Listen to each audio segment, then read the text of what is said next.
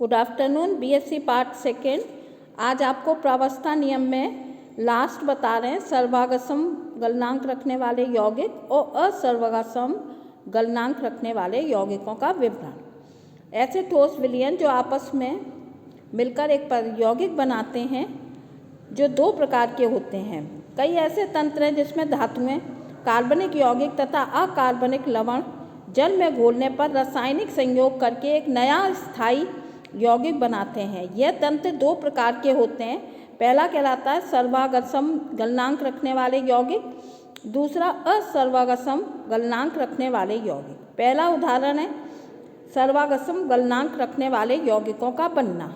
ऐसे तंत्र जिसमें दो घटक आपस में रासायनिक संयोग द्वारा नया स्थायी यौगिक बनाते हैं जो बिना वियोजित हुए एक निश्चित ताप पर तुरंत पिघल जाता है।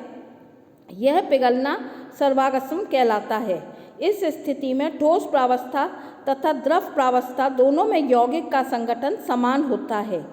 ऐसे यौगिक को सर्वागसम गलन यौगिक तथा निश्चित ताप को जिस पर पिघलता है सर्वागसम गलनांक कहते हैं। इसका उदाहरण है जिंक और मैग्नीशियम सिस्टम। जब जिंक को मैग्नीशियम में मिलाया जाता है तो MgZn2 मैग्नीशियम जिंकाइड बनता है। शुद्ध जिंक का गलनांक है 420 डिग्री सेंटीग्रेड जो ए पॉइंट पे दिखाया गया है तथा शुद्ध मैग्नीशियम का गलनांक है 650 डिग्री सेंटीग्रेड।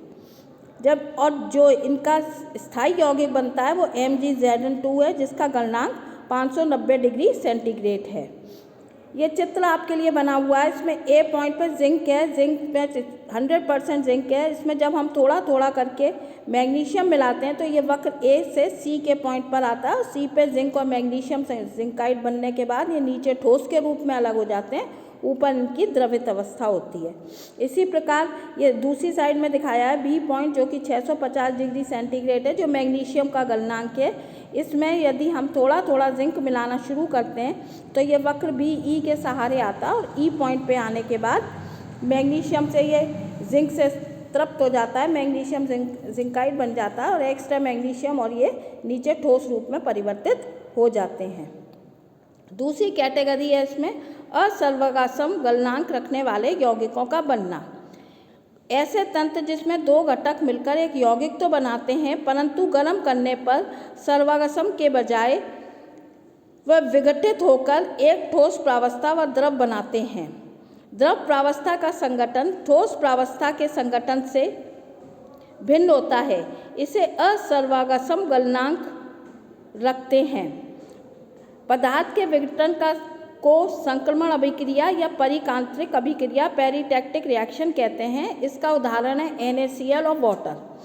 यदि हम पानी में धीरे धीरे NaCl को मिलाते हैं तो NaCl का एक संतृप्त विलयन बनता है। -21 डिग्री सेंटीग्रेड पर ठोस NaCl 2H2O sodium chloride dihydrate अलग हो जाता है। है 0.0 डिग्री सेंटीग्रेड बर्फ़ का गलनांक है। बिंदु बी को हम क्रायोहाइड्रिक बिंदु कहते हैं।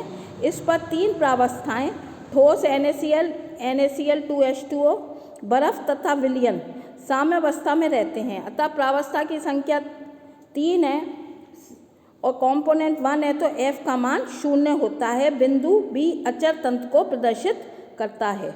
ये चित्र बना है जिसमें ये बना हुआ है कि ए पर बर्फ़ है 0 डिग्री सेंटीग्रेड है। इसमें आपने थोड़ा थोड़ा NaCl मिलाना शुरू किया तो धीरे धीरे बी पॉइंट पे आते हैं तो बी पॉइंट पे आने पे -21.2 डिग्री सेंटीग्रेड पर सॉलिड NaCl 2H2O के रूप में अलग हो जाता है और जो बर्फ़ होती है वो नीचे ठोस के रूप में अलग हो जाती है। इसी प्रकार सी पॉइंट पर यदि हम NaCl है उसमें पानी में उसको धीरे धीरे बढ़ाते हैं तो ये वक्र BEC के सहारे नीचे आता है। बी पॉइंट को हम क्रायोहाइड्रिक बिंदु कहते हैं। Thank you.